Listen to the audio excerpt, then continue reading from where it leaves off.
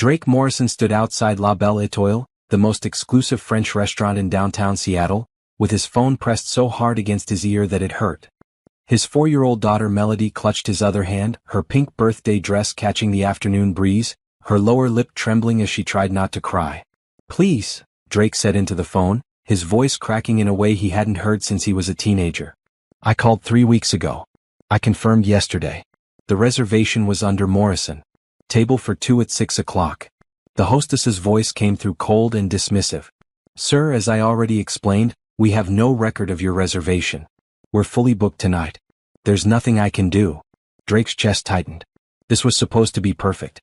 After the divorce, after Brittany got primary custody, after missing so many bedtimes and school events because of work, this birthday dinner was supposed to prove he could still be the father Melody deserved. He'd planned everything down to the minute. The reservation had been confirmed twice. "Daddy?" Melody's small voice cut through his panic. "Are we not having my special dinner?" Drake looked down at his daughter. She wore the pink dress he'd bought her last week, the one with the sparkles she'd been so excited about. Her curly hair was pulled into 2 puffs with matching pink ribbons. She'd been talking about this dinner for days, telling everyone at preschool that her daddy was taking her to the fanciest restaurant in the whole world. "Just one moment, princess," Drake said, forcing a smile that felt like broken glass. He tried another number. His assistant. "Jennifer, it's Drake. I need you to call La Belle Étoile right now and fix whatever happened with my reservation." "Mr. Morrison, I confirmed that reservation myself yesterday," Jennifer said, her confusion evident. "They acknowledged it. Table 12, 6 o'clock, window seat like you requested." "Well, they're saying they have no record of it now." "That's impossible. Let me call them right now." Drake waited, watching other families walk into the restaurant. A couple with twin boys around Melody's age. An older man with his granddaughter. Every person who walked through those glass doors felt like a knife in his gut. His phone rang. "Jennifer." "Mr. Morrison, I spoke with the manager. He says their system shows the reservation was canceled this morning at 9:42. "I didn't cancel anything. He says the cancellation came from a woman claiming to be your assistant." Jennifer paused. "Mr. Morrison, I think your ex-wife might have done this." Drake's blood went cold. "Brittany. Of course. She'd been furious when the custody agreement gave him Melody for her birthday this year. She'd sent him 12 text messages yesterday, each one more venomous than the last, telling him he'd ruined their daughter's special day just like he'd ruined their marriage. "Can they fit us in any way?" Drake asked, desperation creeping into his voice. "He says they're completely full. No exceptions." Drake looked down at Melody again. She was no longer trying not to cry. Silent tears rolled down her cheeks, and she rubbed at them with her small fists, smearing the light pink eyeshadow he'd carefully applied earlier because she wanted to look fancy like a princess. "Daddy, I want to go home," Melody whispered. Those words shattered something in Drake's chest. Oh. Back to his empty penthouse where he'd microwave chicken nuggets and watch her blow out candles on a grocery store cake while sitting on his leather couch. This was supposed to be different. This was supposed to be special. He'd built a technology company from nothing. Morrison Tech Innovations had made him a multimillionaire by 32. He'd closed deals with Fortune 500 companies. He'd been featured in business magazines. He had more money in his checking account than most people would see in a lifetime. And he couldn't get a table at a restaurant for his daughter's 4th birthday. Drake tried 3 more restaurants. Each one was somehow fully booked despite it being a Tuesday evening in September. He called in favors from business associates. He offered to pay triple. Nothing worked. By the time he'd exhausted every option he could think of, it was nearly 6:30. Melody had stopped crying and gone quiet, which was worse. She just stood there holding his hand, her sparkly dress seeming to lose its shine in the fading daylight. "I'm sorry, princess," Drake said, kneeling down to her level. "Daddy messed up. But we'll figure something else out, okay? We'll make it special, I promise." Melody nodded, but her eyes were hollow. She'd heard promises before. Promises about making it to her dance recital. Promises about weekend trips to the zoo. Promises that mommy and daddy would try to be friends. 4 years old, and she already knew what broken promises looked like. Drake felt something die inside him as he looked at his daughter's face.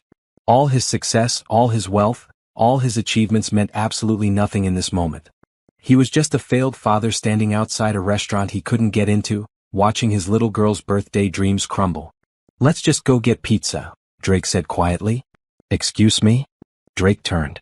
A woman stood a few feet away, clearly having overheard at least part of his conversation. She wore a burgundy restaurant manager's uniform with a name tag that read, Shanice. She was beautiful in an understated way, with natural curly hair pulled back in a low bun and warm brown eyes that held genuine concern rather than pity. "I'm sorry for listening in," Shanice said, "but I work here. Well, I manage the restaurant next door actually. Bella Vista. I heard what happened." Drake stood up, instinctively moving between this stranger and his daughter. "It's fine. We're leaving." "Wait," Shanice said, holding up a hand. "Bella Vista isn't as fancy as La Belle Étoile, but we have good food and I can get you a table right now. No reservation needed." Drake hesitated. The last thing he wanted was charity. But Melody tugged on his hand. "Daddy, can we? Please?" He looked down at his daughter's face, saw the tiny spark of hope flickering in her eyes, and felt his resolve crumble. "That's very kind of you, but we don't want to impose." "You're not imposing," Shanice said firmly. "It's a little girl's birthday. Let me help make it special." Something in her tone, in the sincerity of her expression, made Drake nod. "Okay. Thank you." Shanice's face lit up with a genuine smile. "Follow me." As they walked toward Bella Vista, Melody slipped her hand into Shanice's free hand. "I'm 4 today." 4? "That's a very important age," Shanice said seriously. "That's when you start learning all the really cool stuff." "Like what?" "Like how to be kind even when people aren't kind to you. Like how to spot real friends versus fake ones. Like how to say thank you when someone does something nice." Drake watched this exchange, something tight in his chest loosening slightly. There was no condescension in Shanice's voice, no performative sweetness. She talked to Melody like a real person, not a prop. Bella Vista was smaller than La Belle Étoile, with warm lighting and rustic decor. The moment they walked in, Shanice spoke rapid-fire instructions to the host. Within minutes, they were seated at a corner table that had been set up with a white tablecloth and actual cloth napkins. A small vase with fresh daisies appeared from somewhere. "Our menu isn't as fancy as next door," Shanice explained, "but I promise everything is delicious. Can I make a suggestion? Our chef makes incredible pasta dishes, and we have a chocolate lava cake that most 4-year-olds tell me is the best thing they've ever eaten." Melody's eyes widened. "Really? Really? And if you don't like it, I'll eat it myself and make you something else." Melody giggled, the first real sound of happiness Drake had heard from her in hours. Have you ever watched someone's kindness change everything in a single moment? If this story is touching your heart, please subscribe and comment below with what you would have done in Drake's situation. Your support helps us share more stories of hope and love. Over the next hour, Drake watched Shanice work magic. She didn't just serve them. She made Melody feel like royalty. The pasta came out shaped like little stars. The chocolate cake had a sparkler candle. At one point, Shanice sat down with them for 5 minutes and asked Melody about her favorite toys, her best friends, what she wanted to be when she grew up. "A doctor," Melody said confidently. "So I can help sick people feel better." "That's a wonderful dream," Shanice said. "The world needs more people who want to help others." Drake barely tasted his own food. He was too busy watching this stranger give his daughter the birthday experience he'd failed to provide. When the check came, it was far less than he expected. He added a $300 tip, but it felt inadequate. As they prepared to leave, Melody threw her arms around Shanice's waist. "Thank you for my best birthday ever." Shanice hugged her back, and Drake saw genuine emotion in her eyes. "You're very welcome, sweetheart. Happy birthday." In the car on the way home, Melody fell asleep clutching a to-go container with an extra piece of cake Shanice had insisted she take. Drake drove through the dark streets of Seattle, his mind replaying the evening. He'd been saved by a stranger. Not because of his money or his connections or his business success. Just because someone chose to be kind. Drake had spent years believing that wealth was security, that money solved problems, that success meant control. Tonight, he'd learned he'd been wrong about everything. And somehow, in the midst of what should have been his most humiliating moment, he'd witnessed something beautiful. Not just Shanice's kindness, but the way Melody had responded to it. The way genuine compassion had transformed his daughter's entire night. As Drake carried his sleeping daughter up to his penthouse, her head resting on his shoulder, he made a decision. Tomorrow he'd go back to Bella Vista. He'd properly thank Shanice. And somehow he'd find a way to pay forward the grace she'd shown them tonight. He didn't know it yet, but that decision would change his life forever. Drake returned to Bella Vista the next afternoon, arriving just as the lunch rush was ending. He'd left Melody with his parents, wanting to do this alone. In his hand, he carried a card with a handwritten thank you note and a check for $5,000. It wasn't enough, he knew that. You couldn't really put a price on what Shanice had done.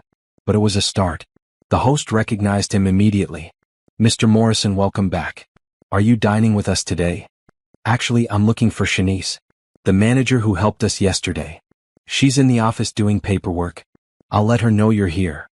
Drake waited by the host's stand, suddenly nervous in a way he hadn't felt since pitching his first investor. This was different from business. This was personal. Shanice emerged from a back hallway looking surprised to see him. Today she wore the same burgundy uniform, but her hair was down, falling in natural curls around her shoulders. She looked tired, like she'd been up too early or worked too late. Mr. Morrison, she said, professional but friendly. Is everything all right? Did Melody enjoy her cake? She loved it. She told everyone at preschool today about the magic restaurant, where the nice lady gave her the best birthday ever. Drake held out the card. I wanted to thank you properly. What you did last night, it meant everything to us. Shanice took the card, opened it, and her eyes widened when she saw the check. I can't accept this. Please, Drake said. You saved my daughter's birthday. You went above and beyond your job requirements. Let me show my appreciation. Shanice looked at the check for a long moment, then carefully took it out and tried to hand it back. Mr. Morrison, I appreciate the gesture, but I didn't do it for money. I did it because a little girl deserved a special birthday. Drake had expected this. Shanice had seemed like someone with pride, with principles. He respected that. But he also knew something she didn't. Can we sit down for a few minutes? Drake asked. Please? I promise I'm not trying to be insulting or weird. I just want to talk. Shanice hesitated, then nodded. All right. But just for a few minutes. I have the dinner prep to supervise. They sat at a corner table, the same one where Drake and Melody had eaten the night before. Up close, Drake could see the exhaustion in Shanice's face more clearly. The kind of tired that came from too many long days and not enough rest. Tell me about yourself, Drake said. If that's not too forward. Shanice smiled slightly. That's a broad question. Okay, more specific. How long have you worked here? 3 years. I started as a server, worked my way up to manager last year. Do you like it? Most days. Shanice's smile became more genuine. I like the people. The regulars who come in every week. The staff, they're like family. The work itself can be exhausting, but it's honest work. Family? Drake asked gently. At home, I mean. You mentioned being a manager. That's a lot of hours. Shanice's expression changed, becoming more guarded. I have a son. Terrence. He's 6. And before you ask, no, his father isn't in the picture. It's just the two of us. Drake nodded, not pushing. That must be hard. Single parenting and a demanding job. We manage. Shanice's tone suggested this topic was closed. They sat in silence for a moment. Drake was used to negotiations, to reading people, to knowing when to push and when to back off. Every instinct told him that Shanice was struggling more than she wanted to admit. I run a tech company, Drake said. Morrison Tech Innovations. We develop software solutions for businesses. I started it 6 years ago in my apartment with 2 other guys and a dream. Now we have over 300 employees and offices in 4 cities. That's impressive, Shanice said, and she sounded like she meant it. Thank you. But last night, none of that mattered. All my success, all my money, all my connections couldn't get me a table at a restaurant. My ex-wife sabotaged my reservation because she wanted to hurt me, and she succeeded. I was standing there watching my daughter cry, feeling like the biggest failure in the world. Shanice's expression softened. You're not a failure. You're a father who loves his daughter. Because of you, Drake said. You saw a stranger having a bad day and you chose to help. Not because you had to. Not because there was anything in it for you. Just because it was the right thing to do. That's what we're supposed to do for each other, Shanice said quietly. Help when we can. Drake leaned forward slightly. Here's what I learned last night. I learned that kindness matters more than money. But I also know that money can be a tool to enable more kindness. So I want to ask you something, and I need you to hear me out before you say no. Shanice's eyes narrowed slightly, cautious but listening. Let me help you, Drake said. Whatever you need. Childcare, rent, bills, your son's education. I'm not trying to buy your friendship or make you feel obligated. I'm trying to pay forward what you did for Melody. Please. Shanice was quiet for a long moment, her fingers tracing the edge of the table. Drake watched emotions play across her face, pride warring with practical reality. Why? She finally asked. You don't know me. You don't owe me anything. Because last night you taught my daughter something I've been trying to teach her for months. You showed her that good people exist, that strangers can be kind, that the world isn't as cold as her mother tells her it is. Drake's voice caught slightly. That's worth more than any amount of money. But if money can make your life easier, if it can give your son opportunities, if it can take even a little stress off your shoulders, then please let me give it. Shanice's eyes were shiny now, tears threatening. I work 2 jobs. This one in a weekend shift at a hotel cleaning rooms. My apartment is in a neighborhood where I'm scared to let Terrence play outside. His school is underfunded and overcrowded. I'm 3 months behind on rent and my landlord is talking about eviction. The words tumbled out like a dam breaking. Every single day I'm terrified I'm failing my son the way my parents failed me. So yes, I need help. But accepting it feels like admitting I'm not strong enough to do this alone. Accepting help doesn't make you weak, Drake said gently. It makes you smart. And brave. You were strong enough to help me yesterday. Let me return that favor. Shanice wiped at her eyes with the back of her hand. I don't know what to say. Say yes, Drake urged. Please. Let me help with your rent. Let me set up an education fund for Terrence. Let me give you the breathing room to focus on being a mother instead of drowning in bills. The silence stretched between them. Drake could see Shanice fighting with herself, her pride battling her love for her son. Finally, she looked up at him, her voice barely above a whisper. Okay. Yes. And thank you. Thank you so much. Drake felt something loosen in his chest, a warmth spreading through him that had nothing to do with business success or financial gain. This was different. This was human connection. Can I take you and Terrence to dinner? Drake asked. Somewhere nice. I'd like to meet him properly, and Melody would love to make a new friend. Shanice smiled genuinely this time. He'd like that. He's always asking me when he gets to have a fancy dinner like the kids at his school talk about. How about Saturday? I'll pick you both up at 6. We'll be ready. As Drake left Bella Vista that afternoon, check still in Shanice's pocket, he felt lighter than he had in months. Not because he'd written a check, he did that often for charity, but because he'd connected with someone real, someone who'd reminded him what actually mattered in life. He didn't know it yet, but that afternoon had planted seeds that would grow into something neither of them expected. Saturday evening arrived with clear skies and a gentle breeze. Drake pulled up to the address Shanice had given him, a rundown apartment complex in South Seattle. The building looked like it hadn't seen maintenance in years. Graffiti covered the lower walls, several windows were cracked, and the parking lot was more potholes than pavement. Drake's chest tightened as he understood more fully what Shanice had been dealing with. This wasn't just tight finances. This was poverty, the kind that ground people down day after day. Shanice emerged from a ground floor unit holding the hand of a small boy with bright eyes and a cautious expression. She wore a simple blue dress, nothing fancy, but she looked beautiful. Terrence wore khaki pants and a white button-up shirt that was slightly too big for him, probably handed down or bought with room to grow. Mr. Morrison, this is my son Terrence, Shanice said as they approached his car. Please call me Drake. He knelt down to Terrence's level. Hey buddy. I've heard a lot about you. Terrence looked at his mother, then back at Drake. Are you Melody's dad? I am. She's in the car. Want to say hi? Terrence nodded, his shyness starting to fade.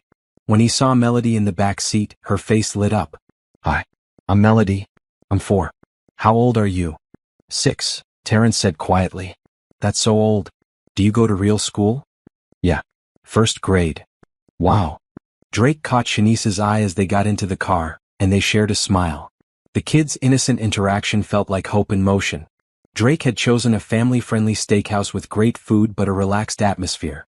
Nothing too intimidating for the kids but nice enough to feel special.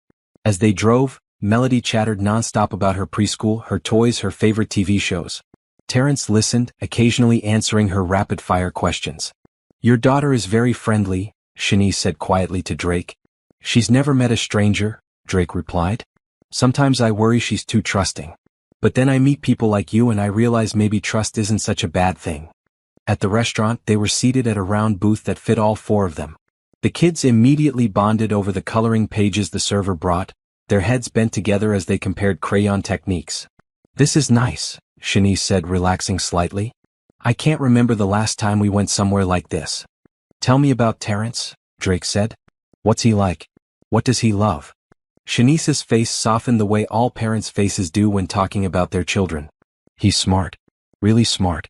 He taught himself to read when he was 4 by watching educational videos at the library. He loves science, especially space. He wants to be an astronaut. That's a great dream. It is. But his school doesn't have a proper science program. They barely have books. He comes home every day and asks me questions I can't answer because I never finished college myself. Shanice's voice held frustration and sadness. He deserves better than what I can give him. You're giving him plenty, Drake said firmly. Love, stability, a mother who works herself to exhaustion to provide for him. That's not nothing, Shanice. But it's not enough for him to reach his dreams. Drake watched Terrence carefully color inside the lines of his spaceship picture, his tongue poking out slightly in concentration. An idea was forming, one that felt right in a way few things had recently. What if we changed that? Drake said. Shanice looked at him. What do you mean? I meant what I said. About helping. I want to set up an education fund for Terrence. Enough to cover private school tuition through high school then college. Whatever he needs to become an astronaut or a scientist or whatever he decides he wants to be. Shanice's eyes went wide. Drake, that's too much. That would be hundreds of thousands of dollars. And I have it. Let me do this, please. Consider it an investment in the future. Your son could change the world someday. Let's make sure he gets that chance. I don't understand why you're doing this, Shanice said, her voice trembling. We're strangers. You don't owe us anything. Maybe that's exactly why, Drake said. No obligation, no strings, just one human helping another. You showed me that kindness when you helped Melody. Now let me show it back. Shanice looked at her son, then at Melody, who was now explaining to Terrence about her favorite cartoon. When she turned back to Drake, tears streamed down her face. Yes, she said. Thank you. I accept. For Terrence. The dinner was wonderful. The kids ate their weight in bread rolls and chicken fingers. Shanice and Drake talked about everything from childhood memories to favorite movies to their hopes for their children. There was an ease between them that Drake hadn't felt with anyone since his divorce. As they drove back to Shanice's apartment, both kids dozed in the back seat. Drake pulled into the crumbling parking lot and turned off the engine. Can I ask you something? Shanice said quietly. Anything. Why did you and your ex-wife split up? Drake was quiet for a moment. Because I was married to my work and she was married to my bank account. We never actually loved each other, we just loved what the other person provided. It took having Melody to realize that wasn't enough. Brittany wanted the lifestyle, the status, the country club memberships. I wanted someone who saw me, not my success. We couldn't give each other what we needed. That must have been hard. It was. Still is. Brittany uses Melody as a weapon whenever she's angry with me. That's what happened with the birthday reservation. She knew it would hurt me to disappoint our daughter. Shanice reached over and squeezed his hand. The touch was brief, but it sent electricity through Drake's entire body. Melody's lucky to have you, Shanice said. Don't ever doubt that. Drake helped carry a sleeping Terrence into the apartment. It was small, cramped, with mismatched furniture and peeling wallpaper. But it was clean, organized, and filled with evidence of love. Children's drawings covered the refrigerator. Library books were stacked neatly on a makeshift bookshelf.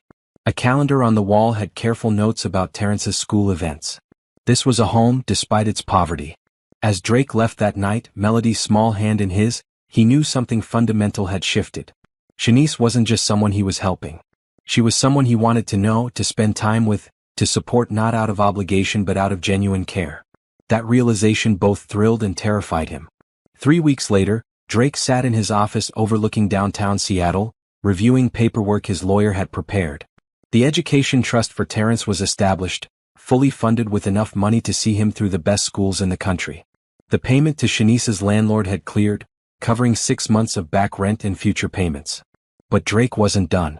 His assistant Jennifer knocked on his door. Mr. Morrison, the real estate agent, is here about the properties you asked to view. Drake stood up. Send her in. Margaret Chin, one of Seattle's top residential real estate agents, walked in carrying a tablet and a bright smile. Mr. Morrison, I have 3 excellent properties that fit your criteria. Safe neighborhoods, good school districts, 2 to 3 bedrooms. Let's see them. For the next hour, Margaret showed him listings. Drake dismissed the first 2 immediately. Too small, too far from good schools. But the third property made him pause. A 3-bedroom house in a quiet neighborhood called Maple Heights. Good schools, parks nearby, low crime rate. It was modest by his standards but would be a castle compared to Shanice's current apartment. This one, Drake said. I want to buy it. Excellent choice. For your family? For a friend. Margaret's professional expression didn't falter. I'll start the paperwork. Drake knew he was taking a risk. Buying someone a house was beyond generous, it was life-changing. But every time he'd visited Shanice's apartment over the past few weeks, every time he'd seen Terrence doing homework at a kitchen table that wobbled, every time he'd heard Shanice mention being scared of the neighborhood, his resolve strengthened. She'd accepted his help with the rent and education fund with gratitude. Would she accept this? That evening, Drake picked up Melody from his parents' house. His mother cornered him in the hallway before he could leave. Drake, we need to talk about this woman you've been seeing. Her name is Shanice, Mom. And we're not seeing each other. We're friends. His mother, Patricia Morrison, gave him the look she'd perfected over 40 years of motherhood. Friends don't buy houses for each other. Drake sighed. How did you know about that? Your father plays golf with Margaret Chen's husband. Word travels. Patricia crossed her arms. Drake, I understand you want to help this woman. It's admirable. But buying her a house, that's excessive. People will talk. They'll assume things. Let them. Think about Melody. Think about your company's reputation. I am thinking about Melody, Drake said firmly. I'm thinking about the lesson I'm teaching her. That we help people when we can. That kindness matters more than what people think. Patricia's expression softened slightly. I'm not saying don't help her. I'm saying be careful. You don't know this woman's true motivations. I know she works 2 jobs to support her son. I know she helped Melody without expecting anything in return. I know she's one of the kindest people I've ever met. Drake picked up Melody's backpack. That's enough for me.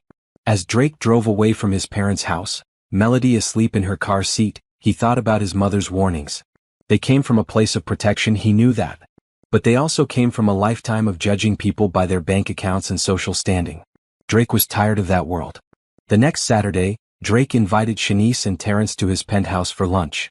It was the first time Shanice had seen where he lived, and her reaction was careful politeness rather than awe.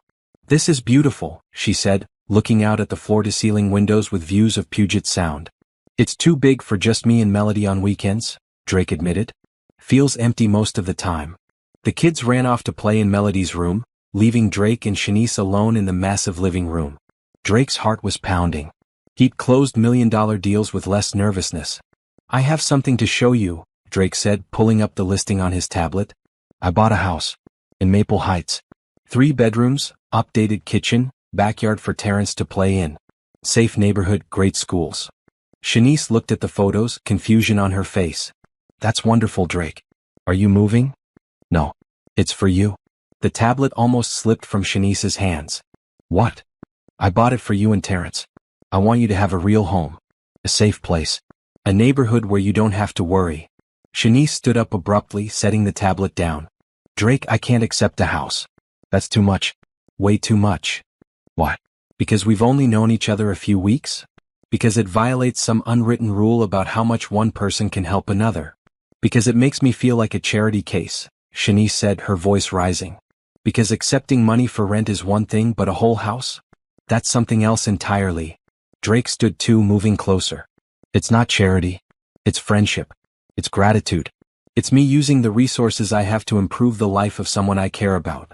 You care about me? Shanice's voice was softer now, uncertain. Yes, I do. These past few weeks, spending time with you, talking to you, watching our kids become friends, it's been the best part of my days. You make me want to be a better person, Shanice. Let me do this. Please. Shanice was crying now, silent tears tracking down her face. I don't know how to accept something like this. I don't know how to repay it. You don't repay it. You pay it forward.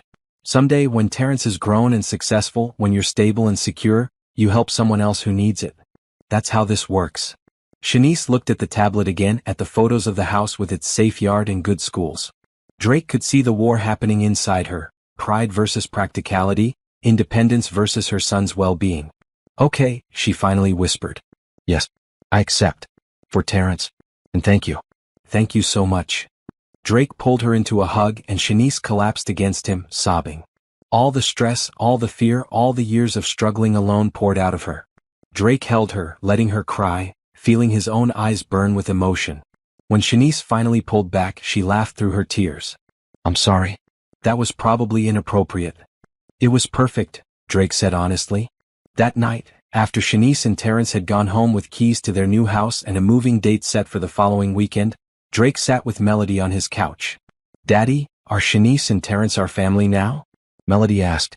"They're our friends, princess. But you help family. And you're helping them. So they must be family." Out of the mouths of children, Drake thought. Maybe they are, in a way. Melody smiled and snuggled closer. "Good. I like having a bigger family." Drake kissed the top of her head, his heart full in a way it hadn't been in years. Moving day arrived with unexpected sunshine. Drake had arranged for a full-service moving company, though there wasn't much to move from Shanice's old apartment. Most of her furniture was too worn to keep, so Drake had done something else. When Shanice walked into her new house on that bright Saturday morning, she found it fully furnished. Not with expensive designer pieces, but with comfortable, quality furniture that felt like home. A sturdy kitchen table where Terrence could do homework. A proper bed for both of them. A couch that didn't sag. Bookshelves waiting to be filled. Shanice stood in the living room and cried. Again. Drake was starting to recognize her different types of tears. These were good ones. "How did you know what to pick?" she asked, touching the soft fabric of the couch. "I paid attention," Drake said simply. "The colors you like, the style that fits you. I wanted it to feel like yours, not like something I imposed on you." Terrence ran through the house like a rocket, exploring every corner.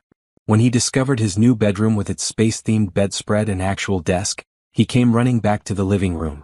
Mom, there's stars on my bed. And I have a desk. A real desk." Shanice knelt down and hugged her son, her face buried in his shoulder. "I know, baby. Isn't it wonderful?" Melody, who'd been exploring with Terrence, bounced over to Drake. "Daddy, can we come here all the time now? Please?" Drake looked at Shanice over his daughter's head. "That's up to Shanice." "You're welcome anytime," Shanice said. "Both of you. Always." The next few weeks fell into a comfortable rhythm. Drake found himself making excuses to stop by Shanice's house. Dropping off books he thought Terrence would enjoy. Bringing over dinner when he knew Shanice had worked a long shift. Helping fix a leaky faucet that the previous owners had neglected. Shanice, for her part, started inviting Drake to things. Terrence's school events. A neighborhood barbecue. Grocery shopping, which somehow became fun when she was there to make jokes about overpriced organic vegetables. They weren't dating. Both of them were careful to maintain boundaries. But something was growing between them, something neither wanted to name yet but both felt. One evening, Drake arrived at Shanice's house to find her on the front porch, wrapped in a blanket, staring at the stars. Melody and Terrence were inside watching a movie. "Mind if I join you?" Drake asked. "Please." Shanice shifted over on the porch step. Drake sat down, close enough to feel her warmth. They were quiet for a moment, just existing in comfortable silence. "I've been thinking," Shanice said finally, "about dreams." "What about them?" "I had dreams once. Before I got pregnant, before I dropped out of college, before life got hard. I wanted to open a community center. A place where kids from rough neighborhoods could come after school. Get help with homework, play sports, have access to computers and books. Somewhere safe." "That's a beautiful dream." "It's a stupid dream," Shanice said bitterly. "Dreams like that cost money. Lots of money. And people like me don't get to dream that big." Drake turned to look at her profile, illuminated by the porch light. "What if I told you people like you are exactly who should dream that big?" "I'd say you're being naive. And I'd say you're being pessimistic." Drake touched her hand gently. "Tell me about it. This community center. What would it look like?" Shanice hesitated, then started talking. Slowly at first, then with growing passion. She described a building with bright classrooms, a gym, a library, a computer lab. Programs for tutoring, art, music, sports. Trained staff who actually cared about kids. A place that could change lives the way hers might have been changed if such a place had existed when she was young. Drake listened, mesmerized. This wasn't just a dream. It was a calling. "How much?" he asked when she finished. "What? How much would it cost? To start something like this?" Shanice laughed, but there was no humor in it. "I don't know. $500,000? $1 million? Like I said, it's stupid to even think about. What if I funded it?" The words hung in the air between them. Shanice turned to stare at him, her eyes wide in the dim light.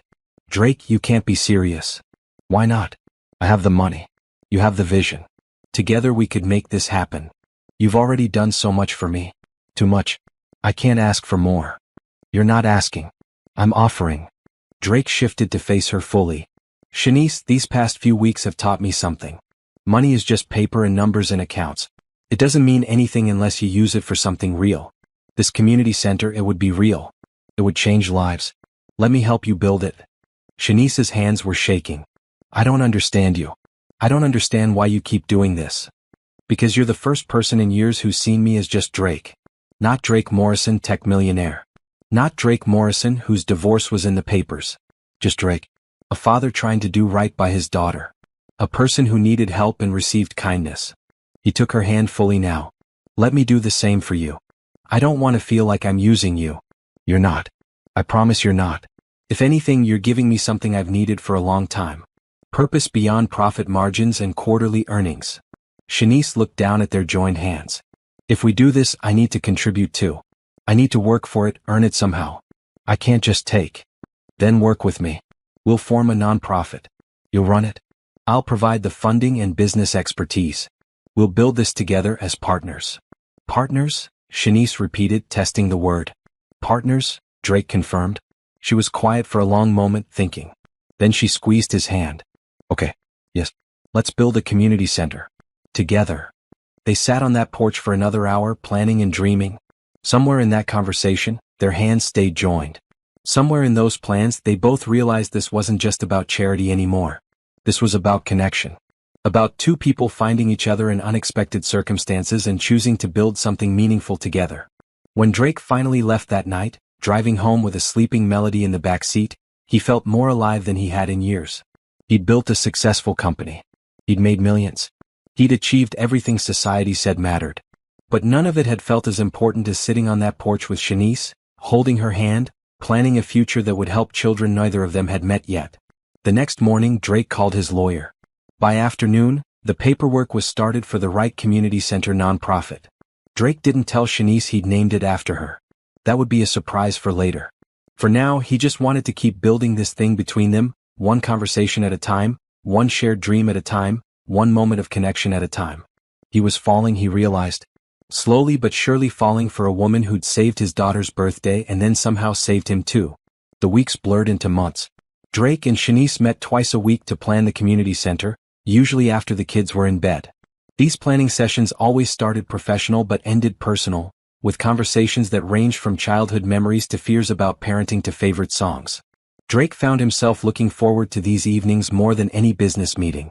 Watching Shanice's face light up as they reviewed architect drawings, hearing her laugh at his terrible jokes, sitting close enough to smell her perfume, these moments became the highlights of his life. Melody and Terrence were inseparable now.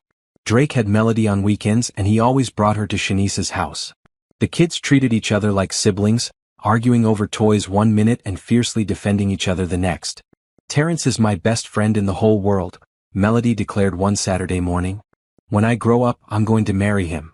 Drake and Shanice exchanged amused glances across the kitchen table. That's sweet, princess, but you're 4. You might change your mind about that, Drake said. Nope. He's the best. He's nice and he shares and he doesn't pull my hair like the boys at school. Setting the bar high, I see, Shanice murmured, making Drake choke on his coffee from laughter. The community center was taking shape. They'd found the perfect location, a former warehouse in a neighborhood that desperately needed resources. Renovations were underway. Shanice had hired staff, all of them people who genuinely cared about helping kids. The grand opening was scheduled for 6 months away. Drake had never been prouder of something he'd built, even though this time he wasn't the one building it. He was just providing the tools. Shanice was the true architect of this dream. One evening in late November, they were reviewing budget reports in Shanice's living room. The kids were upstairs playing. Drake noticed Shanice rubbing her temples, stress evident in every line of her body. Hey, he said softly. Take a break. You're going to burn out. I'm fine. You're not. When's the last time you did something just for yourself? Shanice looked at him blankly. I don't know. Before Terrence was born, probably. That's 7 years. Shanice, you're allowed to have a life outside of being a mother and working. Says the man who admitted he works 70 hours a week. Touché. Drake set down his laptop. Okay, new rule. We both commit to doing one thing each week that's just for us. Not work, not kids, just something that brings us joy. Like what? I don't know. What do you like? What did you enjoy before life got so busy? Shanice thought for a moment. I used to love painting. Watercolors mostly. I was never good at it, but it made me happy. Then paint. I don't have supplies. And they're expensive. Drake pulled out his phone and placed an order while Shanice watched. There. Full watercolor set will be here tomorrow. Now it's your turn. Make me commit to something. You should spend time with Melody doing something that's just fun. Not educational, not structured. Just play. Deal. They shook on it, and the touch of Shanice's hand sent familiar electricity through Drake's body. He held on a second longer than necessary, and when he looked up, he found Shanice watching him with an expression he couldn't quite read. Drake, she said softly, can I ask you something personal? Anything. Why haven't you dated anyone since your divorce? In the 2 years since it finalized, you could have met someone. You're handsome, successful, kind. Why stay alone? Drake's heart was pounding. This felt like dangerous territory. Because I haven't met anyone who made me want to try. Until recently. Shanice's breath caught. Recently? Yeah. Drake moved slightly closer on the couch. There's this woman I know. She's incredible. Smart, compassionate, hardworking. An amazing mother. She makes me laugh. She challenges me to be better. And every time I'm around her, I feel like I'm exactly where I'm supposed to be. Drake. Shanice's voice was barely a whisper. I'm falling for you, Shanice. Have been for weeks now. Maybe from the first night when you helped Melody. I know it's complicated. I know we said we were just friends. But I can't keep pretending that's all I feel. Shanice's eyes were shining. I'm scared. Of what? Of this being real. Of letting myself care about you and then having it fall apart. Of Terrence getting attached and then losing another person. Of being the gold digger everyone probably thinks I am. Loving someone when you've been hurt before takes courage. If this story is resonating with you, please subscribe and share your thoughts. Have you ever been afraid to take a chance on love? Let us know in the comments. Drake reached out and cupped Shanice's face gently. You're not a gold digger. You're a woman who needed help and accepted it with grace. A woman who works harder than anyone I know.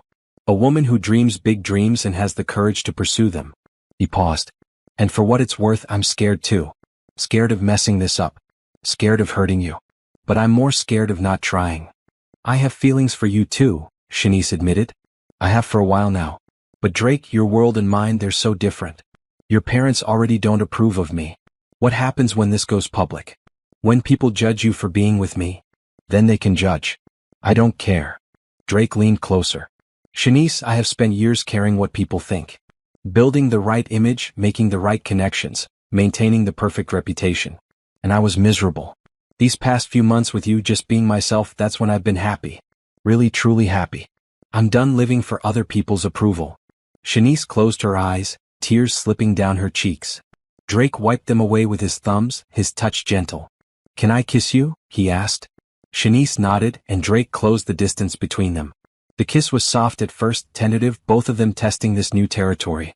Then Shanice's hands came up to grip his shirt, and the kiss deepened, months of built-up emotion pouring into it. When they finally pulled apart, both breathing hard, Shanice laughed shakily. Well, that happened. Best thing that's happened to me in years, Drake said honestly. They heard footsteps thundering down the stairs. Drake and Shanice quickly separated, trying to compose themselves before Melody and Terrence burst into the room. Daddy? Shanice. We're hungry. Melody announced. Can we have pizza? Terrence added hopefully. Drake and Shanice looked at each other and burst out laughing, the tension breaking into something warm and comfortable. Pizza sounds perfect, Shanice said. As Drake ordered food and the kids went back to playing, he caught Shanice watching him with a soft smile. She mouthed thank you, and Drake's heart swelled. This was it, he realized. This was what he'd been searching for without knowing it. Not just a romantic partner but a true companion. Someone who understood struggle and joy in equal measure. Someone who loved their child the way he loved Melody. Someone who made him want to be better, do better, give more. The pizza arrived and they ate together, the four of them around Shanice's kitchen table. Melody told jokes that made no sense. Terrence explained his science project in exhaustive detail. Shanice and Drake exchanged secret smiles across the chaos. After dinner, as Drake was helping clean up, Shanice caught his hand. Stay, she asked quietly. Just to talk. After the kids are in bed. I'd like that. 2 hours later, children tucked in upstairs, Drake and Shanice sat on her couch wrapped in a shared blanket, her head on his shoulder. I never thought I'd have this, Shanice said softly. A real home, a stable life, someone who cares about me. It feels like a dream. It's real, Drake promised. I'm real. This is real. Promise me something? Anything. Promise me you won't let your world change you. Don't let the money and the status and the expectations make you forget who you are right now in this moment. Because this Drake, the one sitting here in my living room with mismatched blankets and my son's toy cars under his feet, this is the Drake I'm falling for. Drake kissed the top of her head. I promise. As long as you promise not to let fear stop you from accepting what you deserve. You deserve happiness, Shanice. You deserve love. You deserve someone who sees how incredible you are. I promise. They stayed like that for another hour, talking and laughing and occasionally kissing, building something neither of them fully understood yet but both knew was important. When Drake finally left that night, driving home through the quiet streets of Seattle, he felt complete in a way he never had before. Not because of his business success or his bank account or his penthouse view. Because of a woman who'd shown him kindness when he needed it most, and then let him show kindness back. A woman who was teaching him that real wealth had nothing to do with money and everything to do with connection, love, and shared dreams. He was in love with Shanice Wright. Completely, terrifyingly, wonderfully in love. And judging by the way she'd kissed him goodnight, she felt the same way. Drake took Shanice on their first official date the following Friday. He'd planned everything carefully. A quiet Italian restaurant that served incredible food but wasn't pretentious. Reservations under his name, confirmed 3 times. He'd even called personally to make sure there would be no issues. Shanice wore a green dress that made her eyes sparkle. Drake wore a blue suit but left the tie at home, wanting to look nice but not stuffy. When he picked her up, Terrence and Melody gave them matching knowing looks that made both adults laugh. Have fun, Terrence said seriously. But not too much fun. My mom has a curfew. Since when? Shanice asked, amused. Since right now. 11 o'clock. No later. Drake bit back a laugh. Yes, sir. We'll have her home by 11. At the restaurant, they were seated immediately at a corner table with flickering candles and soft lighting. Everything was perfect. And somehow, that made Drake more nervous than any business presentation ever had. You're fidgeting, Shanice observed with a gentle smile. Relax. It's just me. That's why I'm nervous. This matters. You matter. Shanice reached across the table and took his hand. You matter too. To me. To Melody. To Terrence. You matter, Drake Morrison. Over dinner they talked about everything and nothing. Shanice told stories about growing up in South Seattle, the struggles and the small joys. Drake shared memories of building his company, the mistakes and the victories. They discovered they both loved old movies, hated running, and had irrational fears of birds. Birds? Shanice laughed. Really? They're unpredictable, Drake defended. They swoop. You run a multimillion-dollar company but you're afraid of pigeons. Everyone has their thing. After dinner, Drake drove them to Cary Park, overlooking the Seattle skyline. They sat on a bench, Shanice tucked under his arm, watching the city lights sparkle below. I want to tell you about my past, Shanice said quietly. The whole story. You should know what you're getting into. You don't have to. I want to. So Shanice told him. About getting pregnant at 19 with a man who promised to stay but disappeared the moment the pregnancy test came back positive. About dropping out of college with only 3 credits left to graduate because childcare and tuition were both impossible to afford. About her parents disowning her for throwing her life away. About years of struggling, working multiple jobs, barely keeping her head above water while trying to raise Terrence alone. There were nights I went to bed hungry so he could eat, Shanice said, her voice thick with emotion. Nights I cried myself to sleep wondering if I'd made a terrible mistake. If Terrence would have been better off if I'd given him up for adoption to a family who could provide more. But you didn't. I couldn't. He was mine. Is mine. And I loved him too much to let go even when I was drowning. Drake pulled her closer. That's not weakness, Shanice. That's the strongest thing I've ever heard. You survived. You did what you had to do. And look at Terrence. He's incredible. Smart, kind, curious.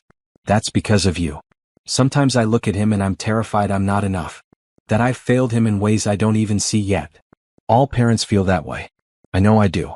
Every decision I make with Melody, I second guess it. Am I too strict? Too lenient? Am I messing her up? The fact that you worry about it means you care. That's what matters. They sat in comfortable silence for a while, just being together. Finally Drake spoke. I want to tell you something too. About my dreams. Okay. These past few months, building the community center with you, It's made me realize something. I don't love running my company anymore. I did once. The challenge of it, the innovation, the growth. But somewhere along the way it became about profit margins and shareholder value and things that don't actually matter to me. So what do you want instead? I want to do more of this. More projects like the community center. I want to use my resources and business skills to fund things that actually help people. I've been thinking about starting a foundation. The Morrison Foundation, maybe. Partner with organizations doing good work, provide funding and expertise, help scale their impact. Shanice turned to look at him, her eyes shining. Drake, that's wonderful. You'd be amazing at that. Would you help me? Not just with the community center, but with the foundation. Be my partner in figuring out where to invest, what projects to support. You see needs I don't. You understand communities I don't. Together we could do real good. You really want me as your partner? In everything, Drake said. Then he took a breath. Shanice, I'm in love with you. The words hung in the air between them, enormous and terrifying and true. Shanice's eyes filled with tears. Say it again. I'm in love with you. Completely. The way you care for Terrence, the way you dream big dreams, the way you make me laugh, the way you see the good in people. I love all of it. I love you. I love you too, Shanice whispered. I've been trying not to. Trying to protect myself. But I can't help it. I love you, Drake Morrison. They kissed under the stars, overlooking the city where they'd both built their lives in such different ways. When they finally pulled apart, both were smiling through tears. What now? Shanice asked. Now we figure it out together. One day at a time. What about your parents? Your business partners? The people in your world who think I'm not good enough. Then they don't get to be in my world anymore. You're not the one who needs to prove yourself, Shanice. They need to prove they're worth keeping around if they can't see how incredible you are. Shanice laughed, wiping at her tears. You're going to make me cry all my makeup off. Good. I prefer you without makeup anyway. You're beautiful exactly as you are. They stayed at the park for another hour, making plans and sharing dreams.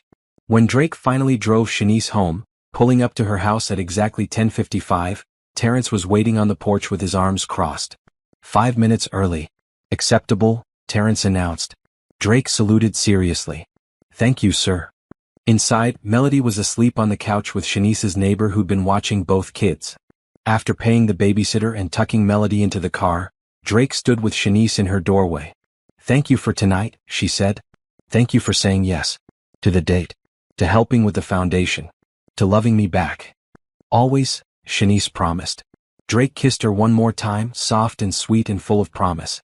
Then he drove home, his heart lighter than it had been in years. The next morning, Drake called a family meeting. His parents, his sister, even his ex-wife, everyone needed to know. At his penthouse that Sunday, facing his family, Drake made his announcement. I'm in a relationship with Shanice Wright. I love her. We're building a life together. If you can't support that, if you're going to judge her or make her feel less than, then you're choosing not to be part of my life. I won't allow anyone to hurt her or make her feel unwelcome. His father was the first to speak. Son, we're just concerned about appearances. What will people think? I don't care what people think. I care about being happy. And Shanice makes me happy. Melody adores her. She's a good person, a great mother, and the woman I love. That should be enough. His mother, Patricia, was quiet for a long moment. Then she sighed. You're right. I've been unfair to her, judging without knowing. If she makes you happy, truly happy, then I'll give her a real chance.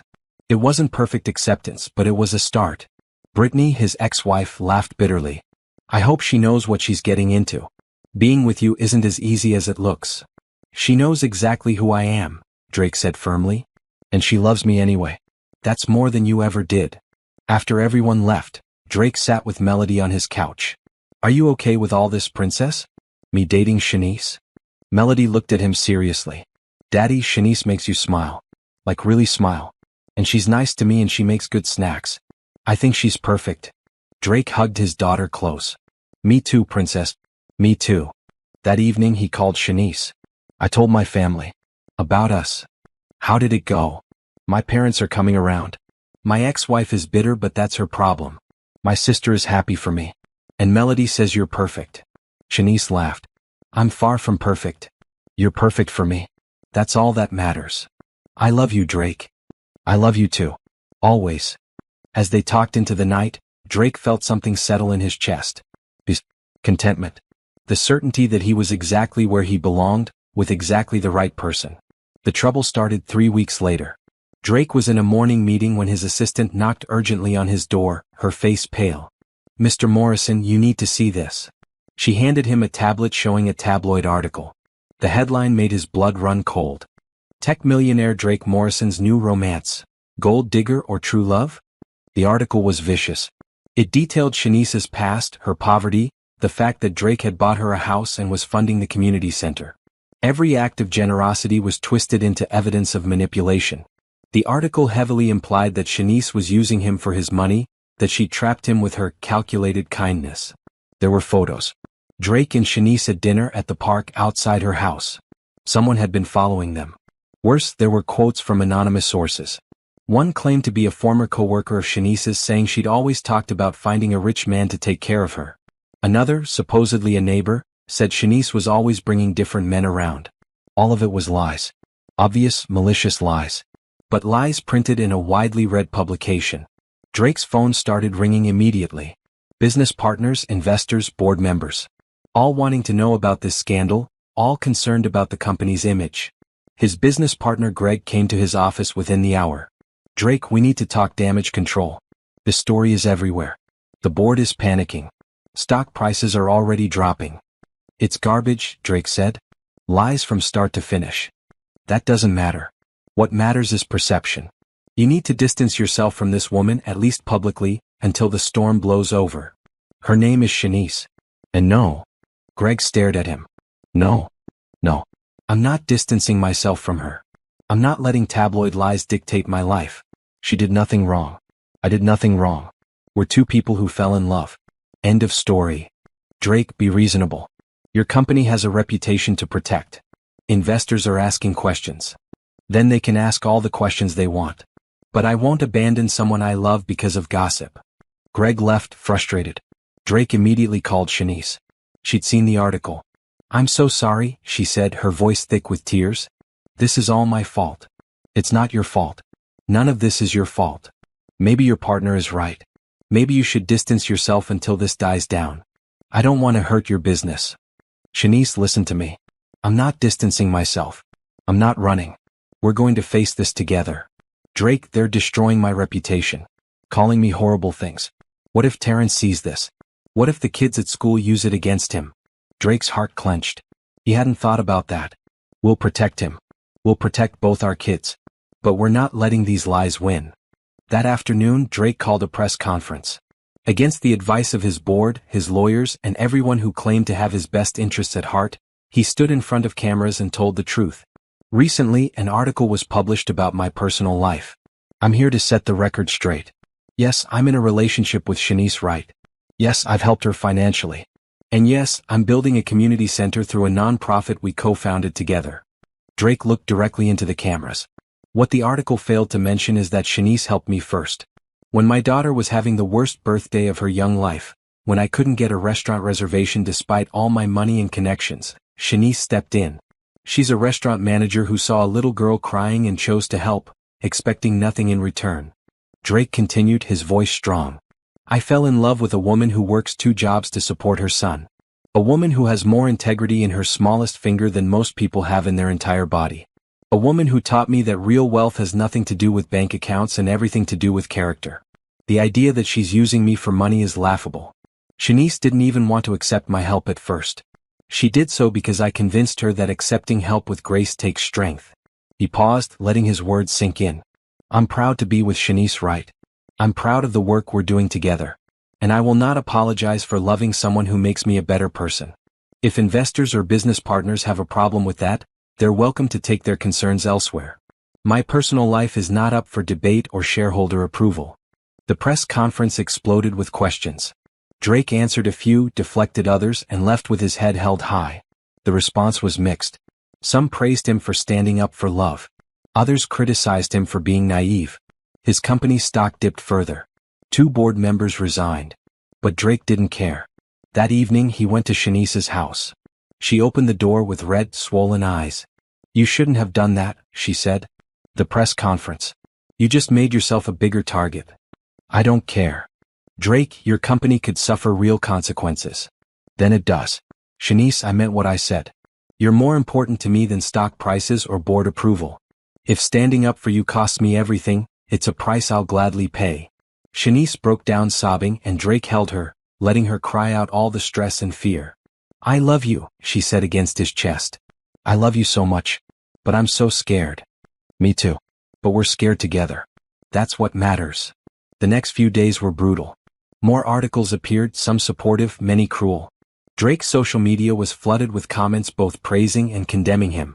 Shanice's restaurant put her on temporary leave, citing the need to protect the business from negative attention. But something else happened too. People reached out.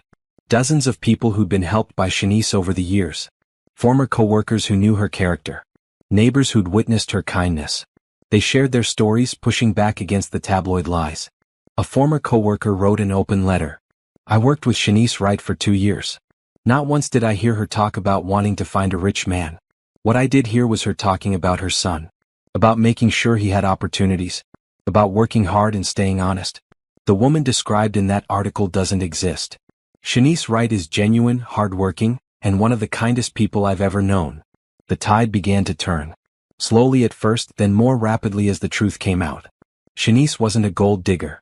She was a good person who'd been in the right place at the right time and then accepted help with grace. 2 weeks after the story broke, Drake's company stock had recovered. Not all the way but enough.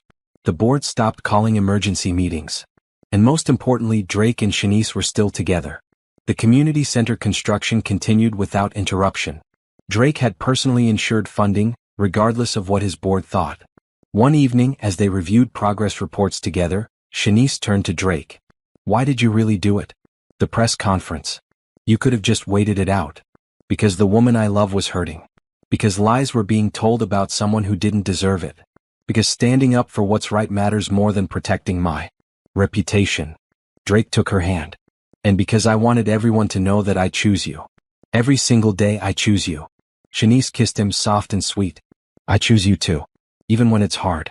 Especially when it's hard. That's love, Drake said. Choosing each other even when the world makes it difficult. They sat together in comfortable silence, planning the community center, building their future one decision at a time. The scandal had been a test and they'd passed. Not because it didn't hurt or because it wasn't hard, but because they'd faced it together. 6 months later, the Wright Community Center stood complete. The grand opening was scheduled for a bright Saturday in May. The building was beautiful, bright and welcoming with colorful murals painted by local artists. Inside there were classrooms, a library, a computer lab, a gym, and a room dedicated to arts and crafts. Shanice had spent weeks preparing. Hiring staff, organizing programs, connecting with families in the neighborhood. She'd poured her heart into this place and it showed in every detail. The morning of the opening, Drake found her in the main hall, straightening chairs for the 20th time. It's perfect, he said, wrapping his arms around her from behind. Stop worrying. What if no one comes? What if we built this amazing space and nobody uses it? They'll come. Trust me. People started arriving an hour before the official opening. Families from the neighborhood, curious and hopeful. Local officials. Press, both journalists and photographers. Business leaders Drake had invited. And Shanice's former co-workers, neighbors and everyone who'd supported her through the tabloid scandal. Melody and Terrence, now 5 and 7 respectively, served as official greeters. Both wore matching blue shirts with Wright Community Center printed on them. They handed out brochures and gave impromptu tours with the enthusiasm only children could muster. This is the library. It has 1,000 books. And computers. And you can use them all for free. Terrence explained to anyone who would listen. My daddy and Terrence's mommy made this place because they love kids, Melody added. Especially kids who need help.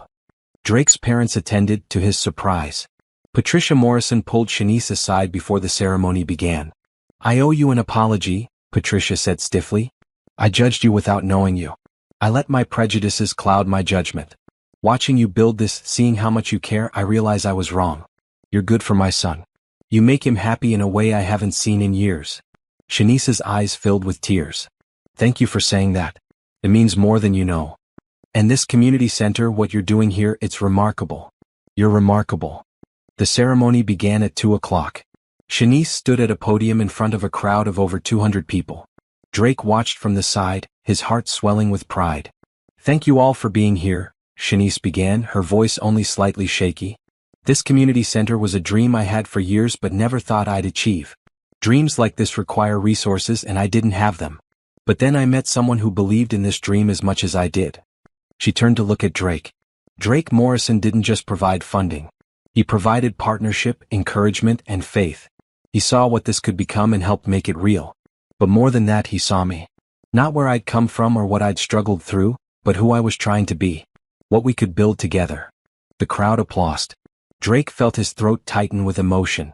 This center exists to help children who need it most, Shanice continued. Kids who need a safe place after school. Kids who need help with homework or access to technology. Kids who deserve the chance to dream big dreams, regardless of where they come from or how much money their families have.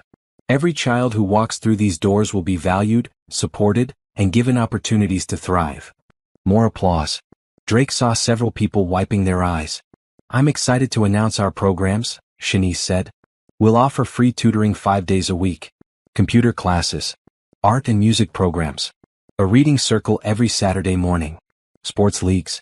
And all of it is completely free to families in this community. The applause was thunderous now. Drake saw hope on the faces in the crowd. Real, tangible hope. Shanice finished her speech and invited the mayor to say a few words.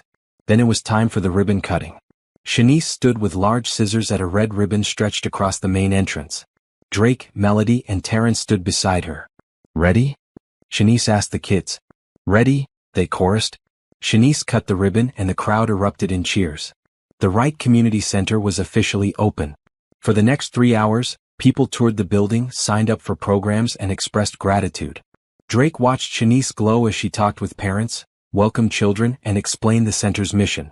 This was her calling, he realized. Not just the center itself, but this work of serving others, of creating opportunity, of offering hope. As the crowd began to thin, Drake pulled Shanice aside. Can you come outside for a minute? There's something I want to show you. Drake, I need to supervise the... It'll just take a minute. Please. Curious, Shanice followed him outside. The late afternoon sun cast golden light across the parking lot. Melody and Terrence were already waiting there, bouncing with barely contained excitement.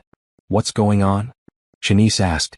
Drake took her hands, his heart pounding so hard he was sure everyone could hear it.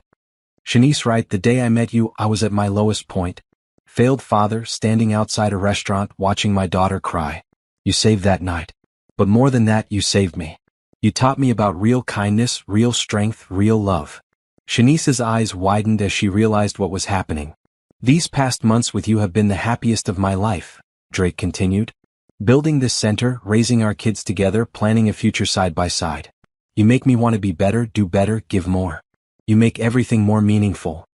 Drake dropped to one knee, pulling a small box from his pocket. Shanice gasped, one hand flying to her mouth. Shanice, right, will you marry me?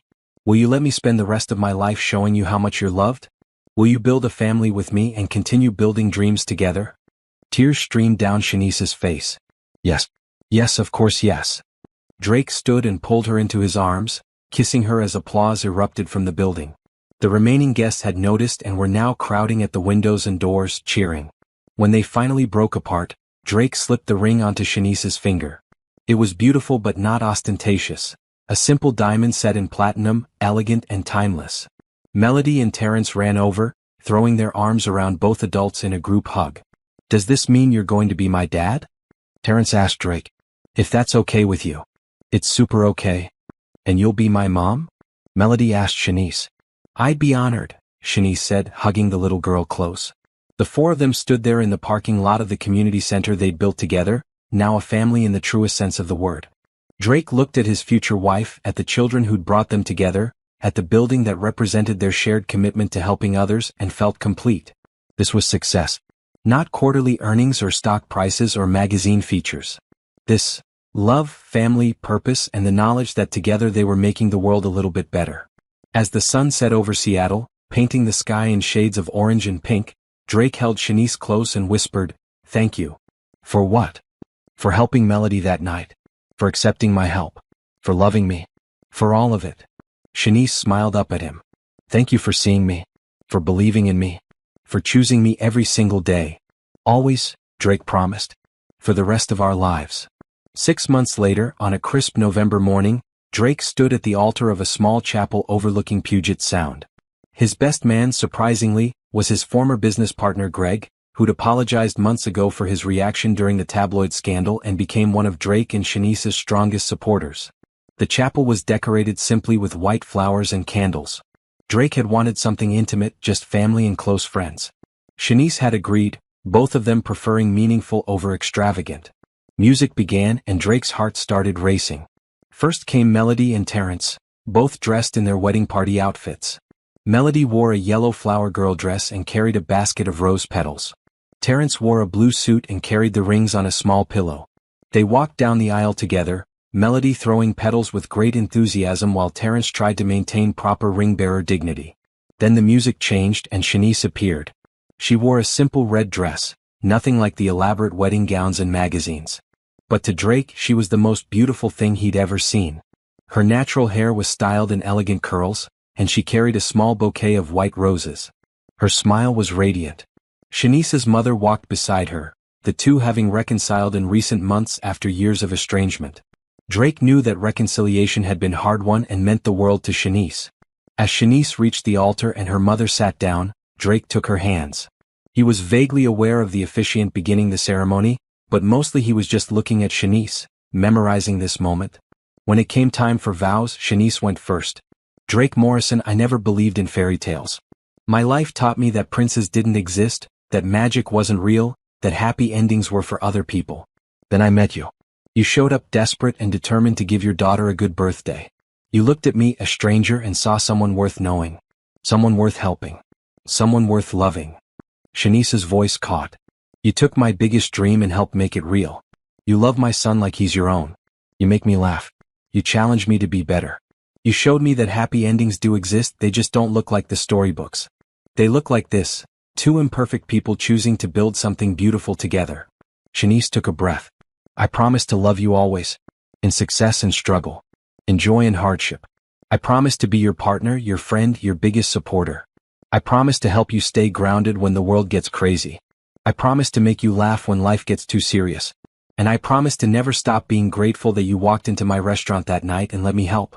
Because helping you brought me everything I didn't know I needed. Drake had to wipe his eyes before starting his own vows. Shanice, right, you saved my life. I don't mean that metaphorically. Before I met you, I was drowning in success that meant nothing. I had everything money could buy and nothing that actually mattered. I was failing the one person who needed me most, my daughter. Then you appeared, this incredible woman who saw a problem and fixed it without hesitation, without expecting anything in return.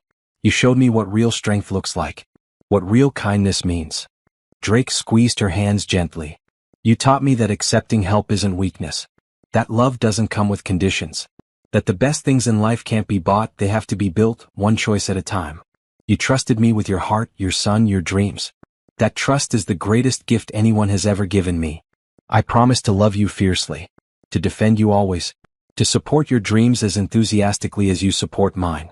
I promise to be the father Terrence deserves and the partner you need. I promise to never let money or success or anyone's opinion matter more than us, our family, our values. I promise to keep choosing you, every single day for the rest of my life. Because loving you is the easiest and best decision I've ever made. There wasn't a dry eye in the chapel. Even Drake's father was wiping at his face. The officiant smiled warmly. By the power vested in me, I now pronounce you husband and wife. Drake, you may kiss your bride. Drake pulled Shanice close and kissed her as applause and cheers filled the small chapel. Melody and Terrence jumped up and down, clapping. It was perfect. The reception was held at a restaurant, not Bella Vista but a larger venue that could accommodate their 100 guests. Drake had insisted on keeping the guest list small, but somehow, small, had still meant 100 people when you combined family, friends, business associates and half the staff from the Wright Community Center. During dinner, Drake's father stood to give a toast. I'll be honest, when my son first told me about Shanice, I had reservations. I worried about his reputation, his business, what people would think. I was wrong. Watching these two together, seeing the family they've built, the good they're doing in the world, I realized that Shanice is exactly what Drake needed. She keeps him grounded. She makes him happy. She's turned him into an even better father and a better man. Shanice, welcome to the family. We're lucky to have you. Patricia Morrison dabbed at her eyes as she raised her glass. To Drake and Shanice, may your love continue to inspire us all. Shanice's mother gave the next toast, her voice shaky with emotion. I made mistakes with my daughter. I let my pride and judgment create a distance between us. But Shanice never gave up on me. She kept reaching out, kept loving me even when I didn't deserve it. That's who she is. Someone who loves completely, who forgives generously, who believes in people. Drake, you're getting the best person I know. Take care of her heart. Always, Drake promised. The toasts continued, each one making both Drake and Shanice cry happy tears. Then it was time for their first dance. They'd chosen an old song, one about enduring love and standing by each other through everything. As they swayed together, Shanice whispered, "Is this real? Sometimes I still can't believe this is my life." It's real. We're real. This is our forever, starting today. I love you, Drake Morrison. I love you too, Shanice Morrison. Hearing her say his last name sent a thrill through Drake. She was his wife, his partner, his everything. After their dance, Melody and Terrence joined them on the dance floor, both kids laughing as Drake spun them around. Other guests joined in, and soon the floor was full of people celebrating love and family. Later in the evening, as things wound down, Drake found himself standing with Shanice on a balcony overlooking the city. She leaned against him, her head on his shoulder. "What are you thinking?" Drake asked. "I'm thinking about that night at La Belle Étoile. If your reservation hadn't been cancelled, if I hadn't overheard you, if I decided to mind my own business, none of this would have happened." Butterfly effect, Drake said. One small act of kindness changed everything. It really did. Shanice turned to face him. "Thank you for seeing me that night. For seeing past the uniform and the small restaurant and the obvious difference in our circumstances. Thank you for accepting my help and then helping me back. Thank you for loving not just me but Terrence too. Thank you for making all my dreams come true. You made my dreams come true too. I just didn't know what I was dreaming of until I met you." They kissed as the city lights sparkled below them, two people who'd found each other in the most unexpected way and built something beautiful. The next morning, Drake and Shanice left for their honeymoon, a week in Hawaii. The kids stayed with Drake's parents, who'd become devoted grandparents to both children. When they returned, they moved into a new house together. Not Drake's penthouse, which had always felt cold, and not Shanice's house, which was too small for their blended family. They bought a home in a quiet neighborhood, big enough for everyone but not ostentatious. A real family home with a yard for the kids and a porch where they could sit together in the evenings. The Wright Community Center thrived.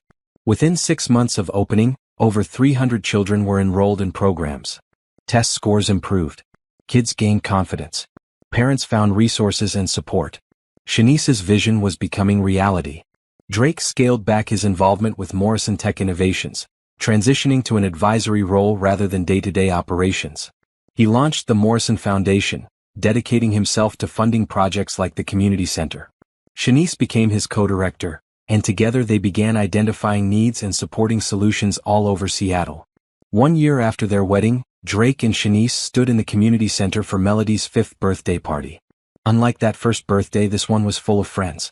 Kids from Melody's school, kids from the center, Terrence and his friends. The room buzzed with laughter and joy. "Happy birthday, princess," Drake said, hugging his daughter. "This is my best birthday ever," Melody declared. "Even better than the Magic Restaurant." "The Magic Restaurant was pretty special though," Drake said. "That's where I met Shanice." "That's where you met my mom," Melody corrected. "Because that's what she called Shanice now. Mom." Shanice joined them, wrapping her arms around both Drake and Melody. "What are you two talking about?" "How that restaurant was magic," Melody said. "Because it brought us all together." "It really was magic," Shanice agreed, kissing Drake softly. "The best kind of magic. The real kind." As the party continued around them, Drake looked at his wife, his children, the community center they'd built, and felt profound gratitude. Not for his money or his success or his business achievements, but for a canceled reservation, an overheard conversation, and a woman brave enough to offer help to a stranger. That single act of kindness had rippled outward, changing lives in ways neither of them could have predicted. Drake's life was better. Shanice's life was transformed. 2 children had gained parents who loved them unconditionally. A whole community had gained a resource that would serve families for generations. And it all started because one woman chose to be kind when she didn't have to be. "Thank you," Drake whispered to Shanice. "For what?" "For everything. For that first night. For accepting my help. For loving me. For building this life with me. For being you." Shanice smiled, That same warm smile that had first captured his attention in the parking lot of La Belle Étoile. Thank you for seeing me, for choosing me, for loving me exactly as I am. Always, Drake promised. Forever.